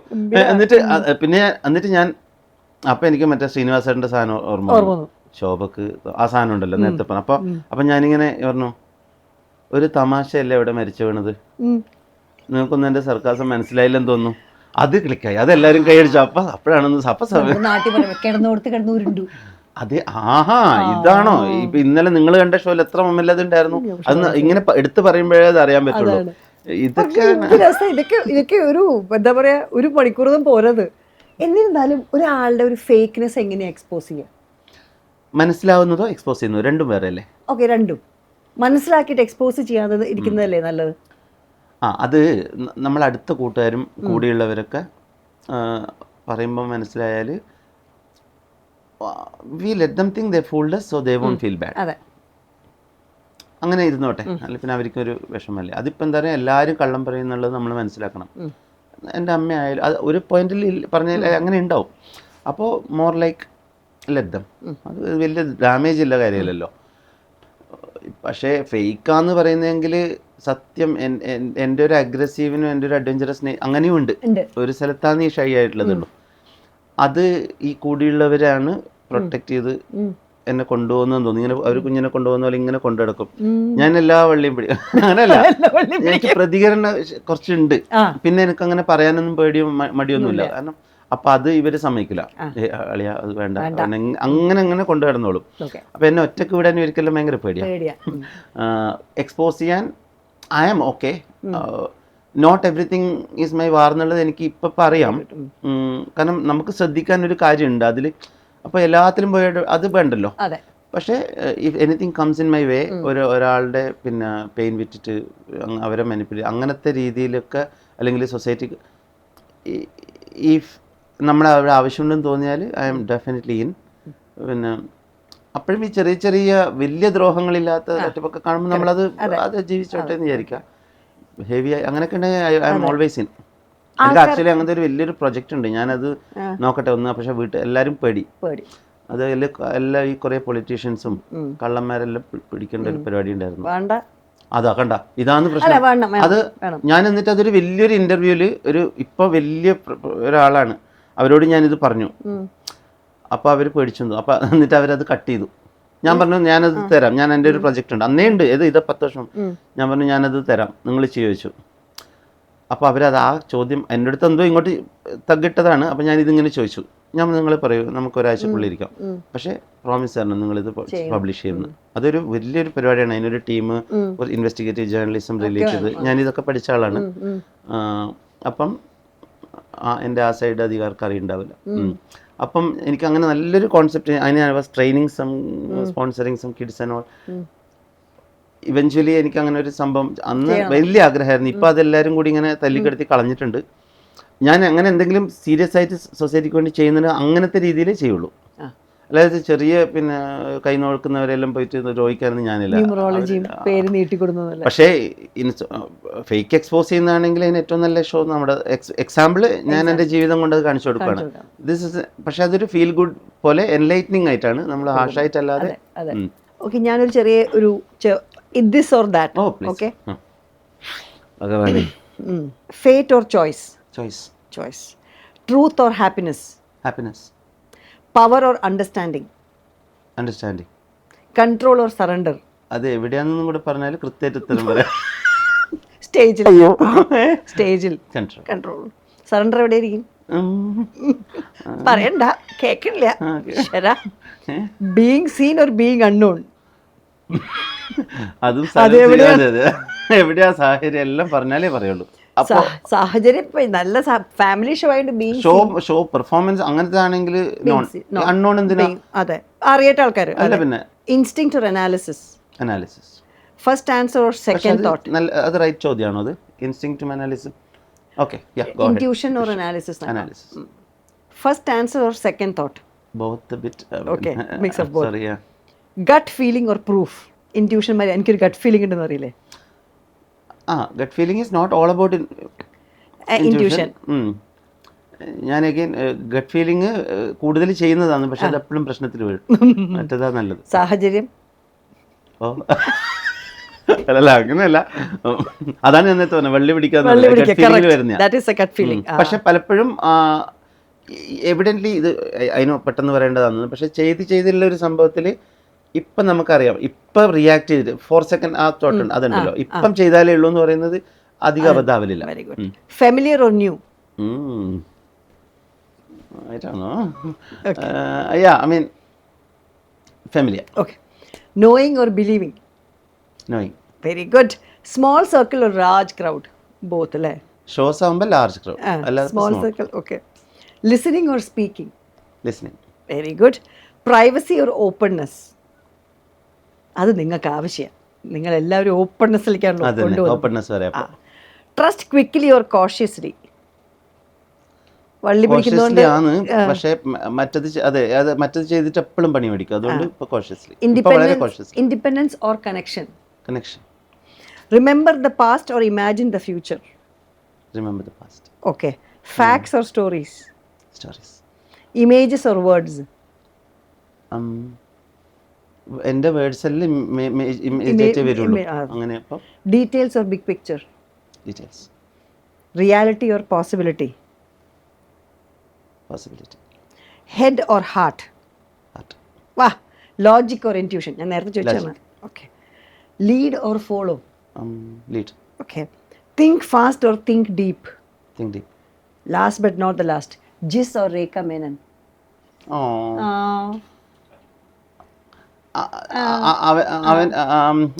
നിങ്ങളുടെ പേര് പറഞ്ഞാൽ അവന് ഫീൽ ഒന്നും ആവില്ലായിരിക്കും. പിന്നെ പറഞ്ഞ് ശരിയാക്കാം. അവന്റെ പേര് എനിക്ക് ഫീൽ ആവും. അല്ല, പറയുന്നില്ല, അതുകൊണ്ട് ചേച്ചി നിങ്ങൾ തന്നെ ഷേക്കാൻഡ് എന്തൊക്കെയാണോ പറയാ. ഷേക്കാൻഡ് തന്നാലും ജിസ് എന്ന പേര് പറഞ്ഞിട്ട് ജിസ് ജോയിൻ ഇവിടെ ഇരുത്തി ഇൻസോമിനെ കുറിച്ച് സംസാരിക്കാന്ന് ഞാൻ വിചാരിച്ചു. നിങ്ങൾ തമ്മിൽ എത്ര മികച്ച തീരുമാനം. നിങ്ങൾ തമ്മിൽ എത്ര കാലത്ത് പരിചയമുണ്ട്? ഞാൻ ആൻസർ പറയാം. അവനെന്റെ ഫാനായിട്ട് തുടങ്ങുമ്പോ തന്നെ. അതെ, നീ പറഞ്ഞാല് അപ്പൊ ഫീൽ ഗുഡ് ആൻസർ കിട്ടും. അതെ. സിനിമ മുഴുവൻ കുറ്റാന്വേഷണം ആണെങ്കിലും ഉത്തരം വരുന്ന മുഴുവനല്ലോ, ഒന്നാമത്തല്ലേ അങ്ങനെ ചെയ്തിട്ട് ഫുൾ ഫീൽ ഗുഡ്. അതെ. ഞങ്ങൾ പരിചയപ്പെട്ടിട്ട് 2-2.5 വർഷം ആയിട്ടുള്ളൂ. ഷോ കണ്ടിട്ട് അല്ല 3 കഴിഞ്ഞു. തൃശ്ശൂർ ഷോ 3 വർഷം. ഇൻസോംനിയ തുടങ്ങിയിട്ട് ഇപ്പോൾ 10-16ഓളം ഷോസ് ജിസ് ഡയറക്റ്റ് ചെയ്തു. അപ്പോൾ ഈ നിങ്ങളുടെ ഒരു കോമ്പിനേഷൻ ഉണ്ടല്ലോ, അതായത് ഞാനത് technical perfection, thank you so much. അത് എക്സലൻ്റ് ആയിരുന്നു നിങ്ങളുടെ എല്ലാ ടീം. അത് ഒരു വലിയ സംഭവമാണ് വെച്ചെങ്കിൽ താങ്കൾ പോകുമ്പോൾ ഈ നമ്മുടെ ഒപ്പം പിടിച്ച് നാടോടുമ്പോൾ നടുവെല്ലാം ഓടണ്ടേ, കൂടെ ഓടണം അല്ലേ? അപ്പോൾ ആ ഒരു ഇതിൽ എങ്ങനെയാണ് നിങ്ങൾ തമ്മിലൊരു ക്രിയേറ്റീവ് ഒരു ഡിബേറ്റ് വേണം, എന്നാൽ ഒരു കൊളാബറേഷൻ വേണം, ഒരു സ്നേഹം വേണം നമ്മൾ തമ്മിൽ. അതെങ്ങനെയായിരുന്നു ഇതിന്റെ ഇടയിൽ? അതായത് ആദ്യം സംബന്ധിച്ചിടത്തോളം ഇതില് ഇപ്പൊ എനിക്കൊരു പുതിയ മേഖലയാണ് അല്ലെ. ഇപ്പൊ ഞാൻ സിനിമ ചെയ്യുന്നുണ്ട്, അല്ലെങ്കിൽ ആർട്ട് ഫിലിം ചെയ്യുന്നുണ്ട്, പാട്ട് എഴുതുന്നുണ്ട്. അതിന്റെ കൂട്ടത്തിലുള്ള ഒരു ആദ്യം സംബന്ധിച്ചോളം ഇതൊരു പറയും ഇപ്പോഴും കല്യാണിയെ പോലെയാണ്, മോള് പോലെയാണ് ഈ ഷോ എന്ന് പറയും. അപ്പോ അതിൽ എത്രത്തോളം പഠിക്കാൻ പറ്റും, എന്തുമാത്രം ഷോസ് എന്നെ കുറെ ഷോസ് കാണിച്ചു തന്നിട്ടുണ്ട്. വിശ്വപ്രസിദ്ധമായിട്ടുള്ള കുറെ ഷോകള് കാണിച്ചു തന്നിട്ടുണ്ട്. അപ്പൊ അദ്ദേഹം അതിൽ മാത്രം ഇങ്ങനെ നോക്കി ഇരിക്കുന്ന ഒരാളാണ്. അപ്പോ കൃത്യമായിട്ട് ഞങ്ങൾക്ക് പറഞ്ഞു തരാൻ അറിയാം, ആദ്യം കമ്മ്യൂണിക്കേറ്റ് ചെയ്യാൻ അറിയാം. അത് വളരെ ഇമ്പോർട്ടന്റ് ആണ്. ഇപ്പൊ ഞങ്ങൾ ആഡ് ഫിലിം ചെയ്യുമ്പോൾ ചില ക്ലയൻസിന് അറിയാം എന്താണ് പറയേണ്ടത്, അതാണ് ആഡിലൂടെ കമ്മ്യൂണിക്കേറ്റ് ചെയ്യുന്നത്. അത് പെട്ടെന്ന് വർക്കൗട്ട് ആവും. അപ്പൊ ആദ്യം കൃത്യമായിട്ട് എന്ത് ഡിസൈൻ ഇവിടെ വരണം, എന്ത് ലൈറ്റ് വരണം, LED ബോളിന്റെ ഷേപ്പ് എങ്ങനെയായിരിക്കണം, എന്ത് പറയും, മ്യൂസിക്കിന്റെ ലെവൽ, ഇതെല്ലാം അറിയാം. അപ്പൊ നമുക്കിപ്പോ ഇത്രയും ഷോ ചെയ്തപ്പോ എല്ലാവരും ടീമായിട്ട് പഠിച്ചു. പിന്നെ സർപ്രൈസിംഗ്ലി ഫോർച്ചുനേറ്റ്ലി ഒരു നല്ല ടീം എന്ന് പറയുമ്പോൾ എല്ലാം ആദ്യയുടെ ബ്രദേഴ്സിനെ പോലത്തെ 5, 8, 9, 10 പേരുണ്ട് കൂടെ എപ്പോഴും. അവരാണ് ഈ ബാക്ക് സ്റ്റേജിലും ഒക്കെ ഉള്ളത്, ഫ്രണ്ടിലും കൺസോളിലൊക്കെ ഉള്ളത്. അത് ഒരു വലിയ സന്തോഷം, വേറെ ആരിലും ഞാൻ അങ്ങനെ കണ്ടിട്ടില്ല. പക്ഷെ അതുകൊണ്ടാണ് അദ്ദേഹത്തിന് കുറച്ച് വള്ളി പിടിക്കാൻ ആഗ്രഹം ഉണ്ടെങ്കിൽ നിങ്ങൾ എല്ലാവരും പിന്നോട്ട് മാറി പിന്നിലേക്ക് വലിക്കും. ആകർഷണ ശക്തി വേണ്ട, ആ വഴിക്ക് പോണ്ട എന്ന് തിരിച്ചുവിടാൻ നിങ്ങളൊക്കെ ഫീൽ ഗുഡ് ആൾക്കാരായതുകൊണ്ട് നിങ്ങളൊന്നും അങ്ങനെ അദ്ദേഹത്തിനെ എന്താ പറയുക, ചിലപ്പോൾ ചിലതൊക്കെ അങ്ങനെ പറയാൻ തോന്നത്രേ, അതിനൊക്കെ നിങ്ങൾ മിഴുങ്ങാൻ സഹായിക്കാറുണ്ട്. അതെ. പക്ഷെ ഈ ഷോ ചെയ്യുമ്പോണ്ടല്ലോ ജിസേൽ, ഒരുപാട് പുതിയ കാര്യങ്ങൾ വരുമല്ലോ. അതായത് ഓരോ ഷോനും ഓരോ സ്വഭാവമായിരിക്കും. തുടങ്ങുമ്പോൾ ഒക്കെ എല്ലാം ഒരുമാതിരി ഇരിക്കും, പിന്നെ സ്വഭാവം മാറി വരും. അപ്പോൾ ജിസിനെ ഏറ്റവും അധികം തോന്നി 16 ഷോയിൽ നിങ്ങൾ കൂടെ ചെയ്തതിൽ ഏറ്റവും അധികം ചിരിച്ചതും ചിന്തിപ്പിച്ചതുമായിട്ടൊരു ഷോ ഏതാ? ഒരു മൊമെന്റ് ഉണ്ടോ? മൊമെന്റ് ഈ പറയുന്ന പോലെ ഏറ്റവും സന്തോഷിച്ചതെന്ന് പറയുമ്പോൾ നമുക്ക് വെച്ചാലേ ഇതിന്റെ കൃത്യമായ ഒരു ആൻസർ പറഞ്ഞാൽ ഇന്നലെ സ്റ്റേജിൽ പറഞ്ഞതാണ്. ബീങ് ഈ ഡയറക്ടർ ഓഫ് ദ ഷോ അല്ലെങ്കിൽ അതിന്റെ ഒരു മെമ്പർ ഓഫ് ദ ഷോ, അതായത് എന്നെ സംബന്ധിച്ചോളം ഞാൻ സിനിമ എടുക്കുന്നതിന് വേണ്ടിയിട്ട് എപ്പോഴും പറയാറുണ്ട്, എനിക്ക് ആളുകളുടെ ചിരി കാണുന്നത് ഭയങ്കര ഇഷ്ടമാണ്. നേരിട്ട് കാണാൻ പറ്റിയ അത്രയും സന്തോഷം, ഭയങ്കര ഇഷ്ടമാണ്. അത് വലിയൊരു ഇതായിട്ട് പറയുന്നതല്ല, നമുക്ക് എല്ലാവർക്കും ഒന്ന് ആലോചിച്ചാൽ മനസ്സിലാവും. അത് നമുക്ക് തരുന്ന ഒരു ഹൈ ഭയങ്കരമാണ്. അപ്പൊ നമുക്കിവിടെ കൺസോളിൽ വലിയ മോണിറ്റർ ഉണ്ട്, ഇത്രയും 10-12 ക്യാമറ, നിങ്ങളുടെ എല്ലാം റിയാക്ഷൻ കണ്ടുകൊണ്ടിരിക്കുകയാണ്. അപ്പൊ നമ്മൾ ആൾക്കാർ കരയുന്ന ആരും കാണാതെ കണ്ണു തുടക്കല്, പൊട്ടിച്ചിരികള്, കുഞ്ഞു പുഞ്ചിരികള്, അടുത്തിരിക്കുന്നോ കണ്ടോന്ന് നോക്കല്, ഇതെല്ലാം കാണുക. ഇത് നമ്മുടെ ഈ ഇപ്പോഴത്തെ കാലത്ത് ഭയങ്കരമായ മിസ്സിംഗ് ആണ് ഈ കാര്യം.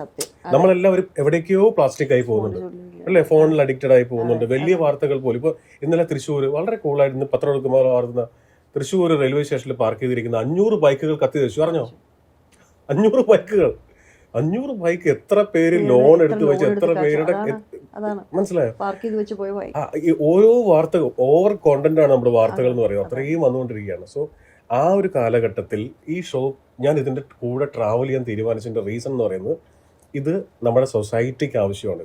ഒരു എന്റർടൈൻമെന്റ് എന്നതിനപ്പുറം ഇതിലൂടെ കൈമാറുന്ന കുറച്ച് ഫാക്ടേഴ്സ് ഉണ്ട്, കുറച്ച് സന്തോഷങ്ങളുണ്ട്, കുറച്ച് കണ്ണുനീരുണ്ട്, മിസ്സിംഗ് ആയി തുടങ്ങിയ ചില കാര്യങ്ങൾ ഒന്ന് തിരിച്ചു വരുന്നുണ്ട്. എനിക്കെപ്പോഴും ഞാൻ ഷോ ചെയ്ത് കഴിയുമ്പം ഐ എം ഷുവർ ഇവര് 16 മാത്രമല്ല, അതിനു മുമ്പേ 3 ഷോ കണ്ടിരുന്നു. സോ അത്രയുമായി. അപ്പോൾ ഇവരിത് എങ്ങനെയായിരിക്കും ഇന്നത്തെ എപ്പിസോഡ് എൻജോയ് ചെയ്തിട്ടുണ്ടാവുക, അല്ലെങ്കിൽ ആ പർട്ടിക്കുലർ ഞാൻ പറഞ്ഞ കാര്യം ഇവർക്ക് കിട്ടുമല്ലോ. കാരണം എൻ്റെ ലാംഗ്വേജും തോട്ട് പ്രോസസ്സും അവർക്ക് പെട്ടെന്ന് ഫോളോ ചെയ്യും. ഇവരെന്ന് പറയുമ്പം മെയിൻലി ഇദ്ദേഹവും രാജമൂർത്തിൻ്റെ ബൈജറ്റും എല്ലാവരും ഉണ്ട്. പക്ഷേ അപ്പം ഞാൻ ഇതിങ്ങനെ ആലോചിക്കോ, ഇത് അവന് കിട്ടിയിട്ടുണ്ടാവും, അല്ലെങ്കിൽ അവന് ഇത് സന്തോഷം. ചിലപ്പം ഇവർ ചിന്തിക്കുന്നത് അറിയാവുന്നതുകൊണ്ട് ചില വാക്കുകൾ എനിക്ക് ലിംഗ്വിസ്റ്റിക് ഭയങ്കര ഇഷ്ടമുള്ള സബ്ജക്റ്റാണ്.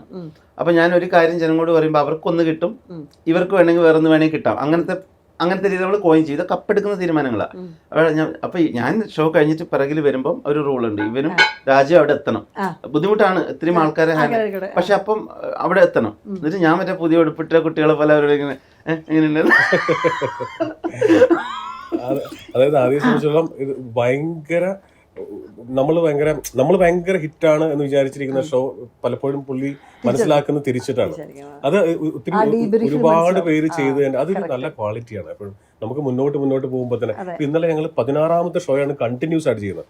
അതേ ഓഡിറ്റോറിയത്തിൽ തന്നെ കണ്ടിന്യൂസ് ആയിട്ടുള്ള 5ാമത്തെ ഷോ 2 ആഴ്ചക്കുള്ളിൽ ചെയ്തത്. എന്നിട്ട് പോലും ഏറ്റവും കൂടുതൽ ബ്രീഫിങ്ങിന് ടൈം എടുത്ത ഷോ ഇന്നലെയായിരുന്നു. ഗ്രൂമിങ്ങിന് ടൈം എടുത്ത് ഇന്നലെയാണ്. Wow. കാരണം നമ്മൾ അതിൽ പുറകോട്ട് വന്ന് നമ്മൾ നിൽക്കുന്നില്ല, സമ്മതിക്കുന്നില്ല. ഇദ്ദേഹം ടെലിപ്പതിയിൽ വിശ്വസിക്കുന്നുണ്ടല്ലേ? പിന്നില്ലേ ചോദിച്ചു. ഇപ്പൊ ഞാൻ എന്നിട്ട് ചേച്ചി എനിക്ക് വിശ്വാസമാണ്. ഇത് ഏറ്റവും വലിയ കോമഡി, ഇത് ഇങ്ങനെ ഞങ്ങളെ രണ്ടുപേരും ഒരേ സമയം ഒരു ഫ്രെയിമിൽ കാണുന്നുണ്ടെങ്കിൽ ഒരു പരിധി വരെ രണ്ട് ഐഡിയോളജീസിൽ വിശ്വസിക്കുന്ന ആൾക്കാരാണ്. കോമൺ ആയിട്ടുള്ള കുറെ ആൾക്കാരുണ്ട്. സാഹിത്യമുണ്ട്, പാട്ടുണ്ട്, പാട്ടുകളെ കുറിച്ച് മണിക്കൂറുകൾ ഞങ്ങൾ സംസാരിക്കും.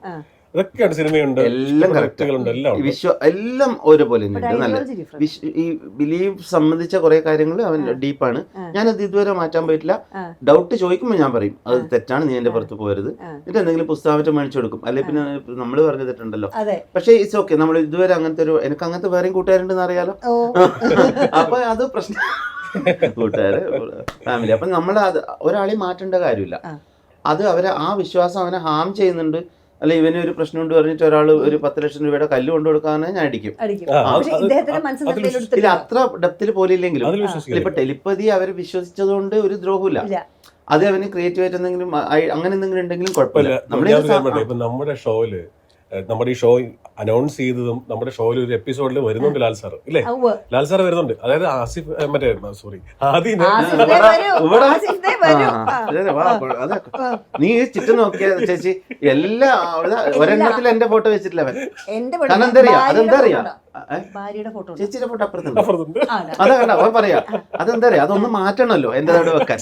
അതാണ് ഇതിപ്പോ എന്നെ ഇതിപ്പോ മനഃപൂർവ്വം ഇത് അവൻ വരുമ്പോ പ്ലാൻ ചെയ്ത് ആസിഫിനെ സന്തോഷിപ്പിക്കാനായിരിക്കും. അല്ല ആസിഫിന് തോന്നൂല അവിടെ നല്ല ഷൂട്ട് മാറ്റി എന്റെ വീട്ടിലേക്ക് വരാന്ന് പറഞ്ഞാൽ ഞാനല്ലേ പറഞ്ഞത്. ഞാൻ നിങ്ങളോട് നിൽക്കുന്ന അയ്യോ അത് ഞാനാണ് പറഞ്ഞത്. കാരണം എനിക്കത് കാണിച്ചു കൊടുക്കണായിരുന്നു. ആ ചേച്ചി അപ്പൊ ഞാൻ പറഞ്ഞു തന്നോ ചേച്ചി. അപ്പം ആദ്യനെ പലപ്പോഴും ലാൽ സാർ ട്രീറ്റ് ചെയ്യുന്നതും പ്രത്യേകിച്ച് സുചേച്ചി ട്രീറ്റ് ചെയ്യുന്നതൊക്കെ സ്വന്തം അനിയനെ പോലെയാണ്. എനിക്ക് വളരെ അറിയാവുന്ന ആളാണ്. പക്ഷെ ഈ ലാൽ സാറ് ഭയങ്കരമായിട്ട് വിശ്വസിക്കുന്ന സാധനമാണ് ടെലിപ്പതി. അല്ല അത് ചിലപ്പോ എന്തെങ്കിലും കണ്ടോണ്ടായിരിക്കും.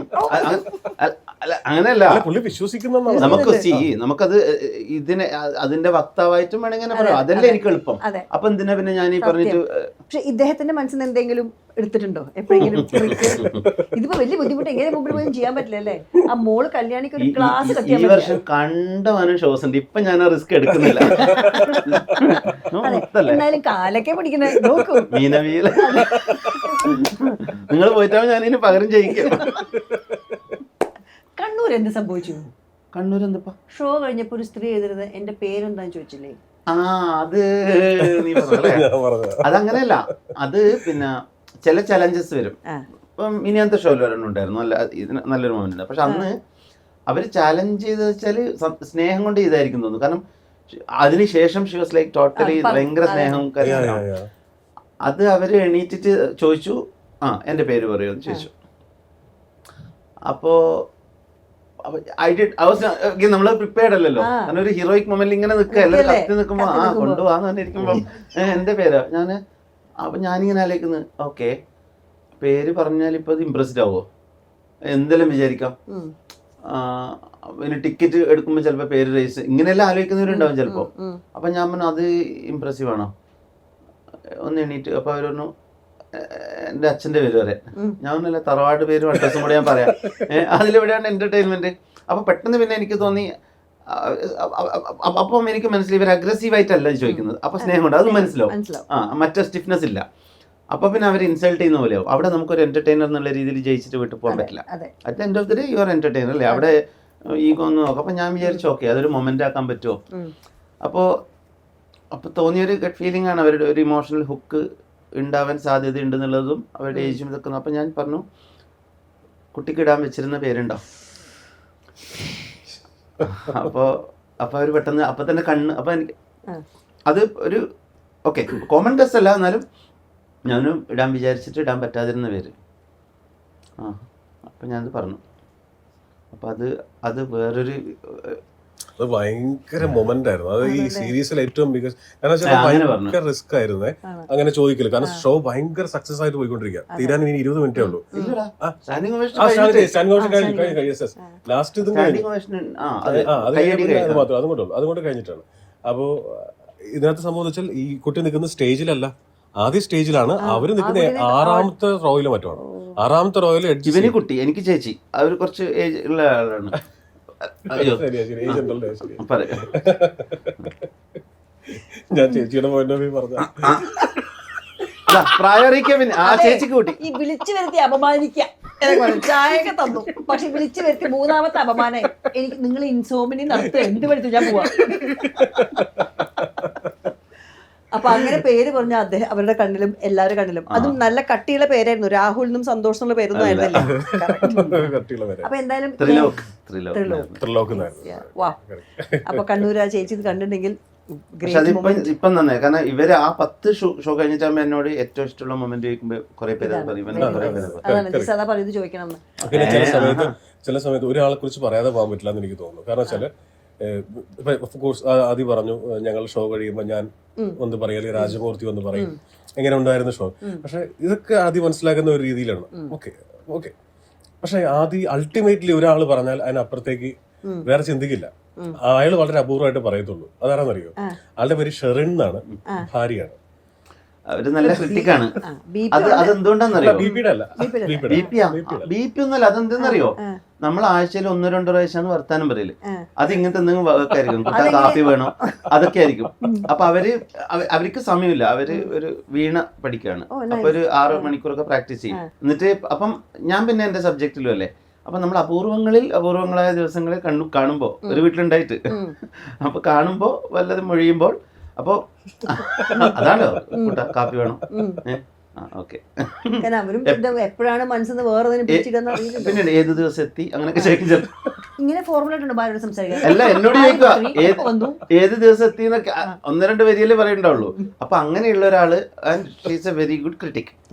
അതായത് പിന്നെ ഒരു പോസ്റ്റ് ലൈക്ക് ചെയ്യും സ്റ്റോറി ഷെയർ ചെയ്യും കൂടെ ചെയ്യില്ല ഇഷ്ടമായിട്ടില്ലെങ്കിൽ. അതൊന്നുമില്ല അങ്ങനത്തെ. അതായത് ഷീസ് ലൈക്ക് വാട്ട് ഷീസ്.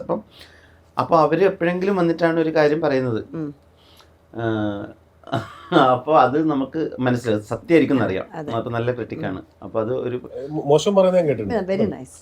ഞാൻ കേട്ടിട്ടുണ്ട് വളരെ എപ്പോഴോ ഒരു സമയത്ത് ഡയറക്ഷൻ, അന്നത്തെ സ്റ്റേജ് ഡയറക്ഷൻ നന്നായില്ല. അന്നെങ്കിൽ പനിയായിട്ട് പോകാൻ പറ്റിയില്ലായിരുന്നു.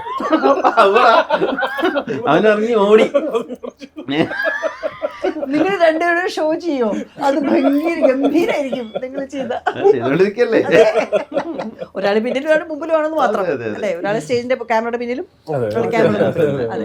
പിന്നെ പലപ്പോഴും ഇപ്പൊ നമ്മളുടെ ഒരു ബ്ലെസ്സിങ് എന്താന്ന് വെച്ച് കഴിഞ്ഞാല് പല തുറകളിൽപ്പെട്ട ആൾക്കാർ കാണാൻ വേണ്ടി ഇപ്പൊ ഇന്നലെ രേഖ ചേച്ചി ഉണ്ടായിരുന്നു, അതേ വേദിയിൽ തന്നെ അനശ്വര രാജൻ ഉണ്ടായിരുന്നു, രജിഷ ഉണ്ടായിരുന്നു, അതേ വേദിയിൽ തന്നെ പ്രശാന്ത് ബാലകൃഷ്ണൻ നായർ. ഒന്നാലോചിച്ചു. അതായത് ഇന്ത്യയിലെ ISRO ട്രെയിൻ ചെയ്ത 4 ആസ്ട്രോനോട്ട്സിൽ ഒന്നാണ് ഗഗൻയാൻ. അത്രയും വലിയൊരു ലെജൻഡറി സ്റ്റോറീസ് എന്നുള്ള രീതിയിലാണ് നമ്മള്, ഞാൻ എപ്പോഴും പറയാം, ആളുകളെ കഥയായിട്ട് കാണുന്നത്. അതാണ് അദ്ദേഹത്തിന് അത് എക്സൈറ്റഡ് ആയിട്ട്. അതുപോലെ മൈത്രേയൻ ഉണ്ടായി. ഞാൻ പറഞ്ഞ പല ലെവലാണ്. മൈത്രേയൻ വേറെ ലെവലാണ്, വൈശാഖൻ തമ്പി വേറെ ലെവലാണ്. ഇന്നലെ ഉണ്ടായിരുന്ന reverend doctor father Vincent Variyath, അദ്ദേഹം വേറൊരു ലെവലിൽ നിൽക്കുന്ന മനുഷ്യനാണ്. മനീഷ് നായരുണ്ട്. അപ്പൊ ഇങ്ങനെ പല തുറകളിൽപ്പെട്ട ആൾക്കാരാണ് ഇതിൽ. അവർക്ക് എവിടെയോ കണക്ട് ചെയ്യാൻ പറ്റുന്ന ഒരു പോയിന്റ് ഉണ്ട്. അതായിരിക്കാം ചിലപ്പോൾ ഈ ഷോയെ പെട്ടെന്നൊരു പോപ്പുലാരിറ്റി കൊണ്ടുവന്നത്. ആക്ച്വലി കേരളം മാത്രമല്ല, ഒരുപാട് നാടുകളിൽ ഇൻസോംനിയ എന്ന് പറയുന്ന ഒരുപാട് ആൾക്കാർക്ക് ഉറക്കം നഷ്ടപ്പെടുത്തിട്ട് ഈ ഒരു ഷോ കാരണം ഞാൻ ആഗ്രഹിക്കുന്നു. Because it's extremely good, very nice. ഞാനിത് ഇവിടെ ഇരുന്ന് മുഖത്തോട് നോക്കി പ്രശംസിക്കുകയല്ല, ബിക്കോസ് അതെനിക്ക് ഫീൽ ചെയ്തുകൊണ്ടാണ് ഞാൻ ഇന്റർവ്യൂ ചെയ്യാൻ നമ്മൾ പ്ലാൻ ചെയ്തത്. ചേച്ചി, അതിന്റെ ഭാഗമായിട്ട് ഞങ്ങൾ അതുകൂടെ പറയാമെന്ന് എനിക്ക് തോന്നുന്നു. കാരണം അനൗൺസ് ചെയ്ത് കഴിഞ്ഞാണ് നമ്മൾ ഇൻസോംനിയ ഇപ്പോ GCC സീരീസ് ലോഞ്ച് ചെയ്യാണ്. അതായത് ഫെബ്രുവരി 7 അബുദാബിയിലും ഫെബ്രുവരി 8 ദുബായിലും, പിന്നെ അതിനെ തുടർന്ന് ഖത്തർ, ബഹ്റൈൻ, അങ്ങനെ 15ഓളം ഷോസ്. അപ്പൊ ഇതൊരു നമ്മളിപ്പം കേരളത്തിൽ ഇപ്പം കഴിഞ്ഞത് നമ്മൾ ഈ ഹിസ്റ്ററി, ഇത് ലിറ്ററേച്ചർ അങ്ങനെ പറയാണ്, ഏറ്റവും വലിയ ഷോ ടൂർ ആയിരുന്നു ഇതുവരെ സംഭവിച്ചത്. അപ്പൊ GCCയിൽ ഈ ഷോ ടൂർ നമ്മളത് അന്വേഷിച്ചു. അപ്പം ഒരു 25 വർഷം മുമ്പ് അങ്ങനെ ഒരു ഷോ ടൂറിന്റെ ഒരു കോൺസെപ്റ്റ് ചെയ്തിട്ടുണ്ടെന്ന് കേട്ടു. പക്ഷെ അതിനുശേഷം ഇല്ല, ഇപ്പം അതില്ല. അപ്പൊ ഇത്രയും ഷോസ് ഉണ്ട്, ഇത്രയും സാഹചര്യം ഉണ്ട്, സോഷ്യൽ മീഡിയ ഉണ്ട്, എന്നിട്ട് ഒരാൾ അതിന് ഡെയർ ചെയ്യാത്ത എന്താന്ന് ആലോചിക്കുമ്പോൾ അപ്പൊ ആയി വന്നിട്ട് നമ്മുടെ അതൊക്കെയാണ്. ഇനിയിപ്പം നാളെ നമ്മൾ ഇപ്പം എന്താന്നുള്ളത്, നാളെ നമ്മളൊരു കഥയാവുന്ന ഉറപ്പുണ്ടെങ്കിൽ അതിലെ കുറച്ച് ചാപ്റ്റർ നമുക്ക് ഇപ്പം തന്നെ പ്രിപ്പയർ ചെയ്യാലോ. That's how legendary stories are made of. Come on. അതിപ്പോ അത് ഞാൻ അപ്പം അല്ല അങ്ങനെയല്ല. എന്തറിയോ, ഈ സബ്ജക്റ്റിൽ എനിക്ക് അതിൽ സംശയമൊന്നുമില്ല. അതിനി ഫ്യൂച്ചറിൽ നമ്മളെ പഠിക്കാതെ അങ്ങനെ പോകാനൊന്നും പറ്റുമായിരിക്കില്ല. correct. എന്നിട്ട് അപ്പം നമുക്ക് ആ ചാലഞ്ച് എടുക്കണം തോന്നി. അങ്ങനെയാണ് അനൗൺസ് ചെയ്യുന്നത്. ഇനി നീ പറഞ്ഞു ബാക്കി. അല്ല, ഞാൻ പറയാൻ വന്നത് ഇപ്പൊ ലാൽ ജോസ് സാറും ലാലേട്ടനും രണ്ട് സമയത്താണ് ഷോ കണ്ടത്. രണ്ട് വലിയ ഷോകളായിരുന്നു. അതിൽ രണ്ടുപേരും കോമൺ ആയിട്ട് പറഞ്ഞൊരു സാധനമുണ്ട്. ഞങ്ങൾക്ക് പലപ്പോഴും 2.5 മണിക്കൂർ സിനിമയിൽ ഇത്രയും ചിരിപ്പിക്കാൻ പറ്റാറില്ല, അല്ലെങ്കിൽ ഇത്രയും കരയിക്കാൻ പറ്റാറില്ല. സിനിമയ്ക്ക് ഒരു ഇന്റർവെൽ ഒക്കെ ഉണ്ടാവാറുണ്ട്. ഈ ഷോയിൽ ഇന്റർവെൽ ഇല്ലായിരുന്നു. ആൾക്കാർ ഒരു പോയിന്റിൽ മറന്നുപോകും. അപ്പൊ അവർ അപ്രീഷിയേറ്റ് ചെയ്യുന്ന ആദ്യം ഇഷ്ടമുള്ള ഒരു ആംഗിൾ എന്ന് പറയുന്നത് ഈസ് എ ബ്രില്യന്റ് ആക്ടർ. പല സ്ഥലത്ത് നമ്മൾ ചിരിക്കുന്നത് അദ്ദേഹത്തിന്റെ ചില സമയത്ത് സട്ടിൽ ആവണം, ചില സമയത്ത് ലൗഡ് ആവണം. അത് സ്വാഭാവികമായിട്ടും അറിഞ്ഞോ അല്ലാതെയോ ഒക്കെ അത് സംഭവിക്കുന്നുണ്ട് പലപ്പോഴും സ്റ്റേജിൽ. അപ്പൊ ആ ഒരു ആക്ടിങ് പൊട്ടൻഷ്യലും കൂടെ ഞാൻ പറയും. അത് പാട്ട് നന്നായിട്ട് പാടുന്ന ആളാണ്. പാട്ടൊക്കെ വരണം, ഇനിയും പാട്ടൊക്കെ വരണം. ഞാൻ പോട്ടെ, ഓടിക്കോ. Thank you so much. എനിക്ക് കുറെ ഞാനും ചിരിച്ചു. അപ്പൊ ഇനി അടുത്ത പ്രാവശ്യം ഞങ്ങൾ വരാന്ന് പറഞ്ഞിട്ട് കാണാൻ അമ്മയായിട്ട് വരണം. അമ്മയായിട്ട് ചെന്നൈ ഷോ ഉണ്ടാവും. നമ്മള് അവിടെയും വരണം. Okay, thank you so much. ഇവിടെ അപ്രതീക്ഷിതമായിട്ടാണ് ഇങ്ങനെ നമ്മുടെ ഈ വീട്ടിലേക്ക് ആലോചിച്ചു നോക്കുക. എവിടെ പ്ലാൻ ചെയ്ത ഷോയാണ് അല്ലേ? ഇതിലാണ് നമ്മള് സംസാരം. എല്ലാത്തിനും നിമിത്തം ആസിഫിന്റെ ഫോട്ടോ കണ്ടു. പിന്നെ ബൈ. See you.